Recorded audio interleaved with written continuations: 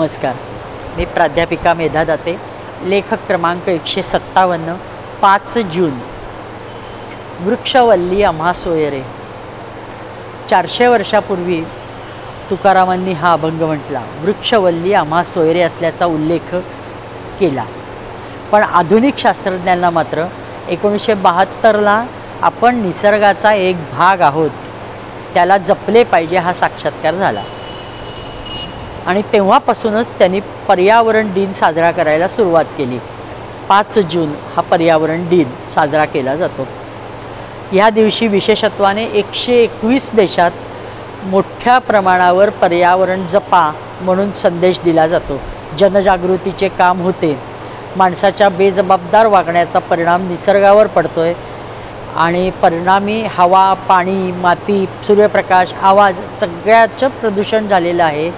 ह्याचा उहापोह केला जातो. मोठ्या प्रमाणावर सांगितलं जातं त्याला जपा. आणि अति ऊन, अति लोकसंख्या, अफाट उपसा पाण्याचा, यामुळे तर पाण्याची पातळी खालवली आहे. मोठमोठाले हिमनग वितळत असल्यामुळे समुद्राची पातळी वाढत आहे. सूर्याचे तेज असह्य होत आहे. त्यामुळे उष्माघाताचे प्रमाण वाढले आहे. भरीतभर न नष्ट होणारे प्लॅस्टिक गावोगावी हवेत उडत आहे. त्याचा कृत्रिम गोष्टींच्या प्रदूषणात प्लॅस्टिकचा नंबर जगात 1 नंबर आहे. जवळजवळ 60% वर कचरा फक्त प्लॅस्टिकचा आहे, हे शास्त्रज्ञांनी सांगितलेलं आहे. भयानक हे गोष्ट आहे. हे त्यांनी त्याच्याखाली रेडमार्क ट्रिपल केलेत म्हणे. शासकीय पातळीवरून तर आज जनजागृतीला पेव फुटते.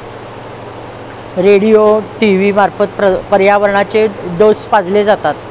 पाणी अडवा, पाणी जिरवा सांगितलं जातं.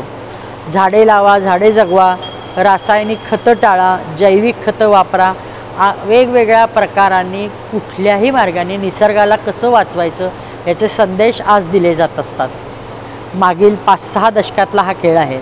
प्रत्येकाने मनावर घेतल्याशिवाय हे होणार नाही. आम्ही कारखाने काढले, त्यात भर म्हणून अगदी झोपडी असली तरी दुचाकी आणि 4चाकी प्रत्येकाच्या दारात आहे. हवेचे प्रदूषण त्यामुळे बोकाळते. जमिनीला पिळून काढायची हाव आम्हाला प्रचंड सुटली, म्हणून आम्ही रासायनिक खतं घालून जमिनीचा कस घालवला. आणि जे अन्न खातो आहे त्याच्यातही विषारी द्रव्य गेली आहेत, तोही आमच्याच पोटात जाते. त्यामुळे ॲसिडिटी वाढते आहे. लहान मुलांना ब्लड प्रेशर, शुगर, चष्मे लागले आहेत.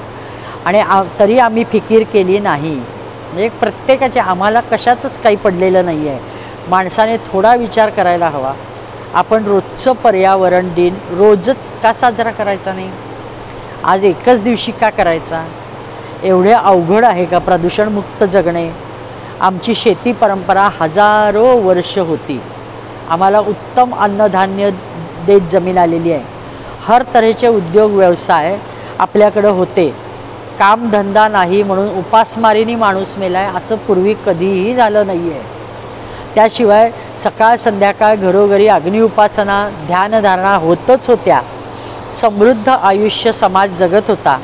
कुणाच्याही ऋणात राहणे माणूस टाळायचा. मग देव ऋणात तरी का राहायचं? आणि म्हणूनच नित्य यज्ञ घरोघरी चाले. अन्नशुद्धीसाठी वैश्वदेव केला जाई. आणि वैयक्तिक पातळीवर कर्तव्यबुद्धीने रणमुक्ततेच्या हेतूने प्रत्येकाकडून घडणारे हे असे कर्म विश्वाच्या पर्यावरणाचा समतोल राखत आलेले आहे. पण हे आपण दुर्लक्षित केल्यामुळं आज ही वेळ आली आहे. आपल्या पूर्वजांचे जाणीवेच्या पातळीवरचे हे जे संशोधन होते ते 100% सत्य कसाला उतरत आलेले आहे.